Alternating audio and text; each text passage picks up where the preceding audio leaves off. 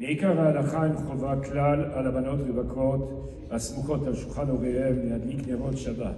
D'après la halakha stricte, il n'est pas d'obligation pour les filles qui sont célibataires et qui sont à la table de leurs parents d'allumer les nérodes de Shabbat. Mais olam, l'onagou, banot, asfaradiot, la sotken, et d'ailleurs, tous les filles sfarades ont pris l'usage de ne pas faire, de ne pas allumer. Mikol makom, im yesh birtzonam הנוג בחסידות ולהחמיר על עצמם להדליק נרות שבת בחדריהן, et si toutefois elles souhaitent allumer malgré tout dans leur propre chambre les lumières de Shabbat, asur lahem levarech al hadlaka, il ne sera pas licite de faire la bénédiction sur ces lumières. Et là, Ishmeo et Abraham et Pirahem, mais ils écouteront la bénédiction de la bouche de leur mère. Chez Yaker et Abaïd, car c'est là, elle, la principale personnage du foyer. Et donc, au moment où on allumera les bougies dans la salle manger, les filles célibataires répondront Amen.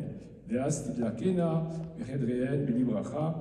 moment-là, elles pourront allumer à l'intérieur de leur chambre sans bénédiction.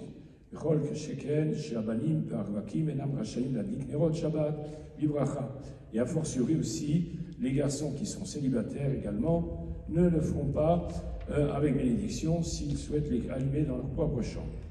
Bachour alomed yeshiva impnimiya tzarich leadlik nerot shabbat becheder hashena shelo.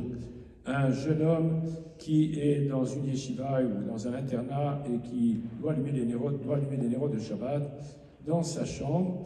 Et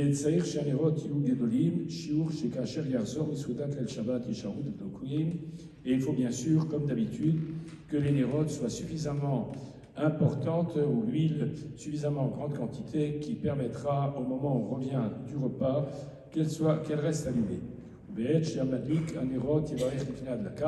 Et au moment où il fera l'allumage des bougies ou de la mèche, et il fera la bénédiction. בחורים הישנים שם, האחד ידליק בתורנות, והאחרים ישמעו ויצאו ידי חובתם. Et s'ils sont dans cette chambre, ils sont coturnes, et bien dans ce cas-là, un d'entre eux allumera chaque semaine une personne différente, et un fera la bénédiction et acquittera l'ensemble de cette chambrée.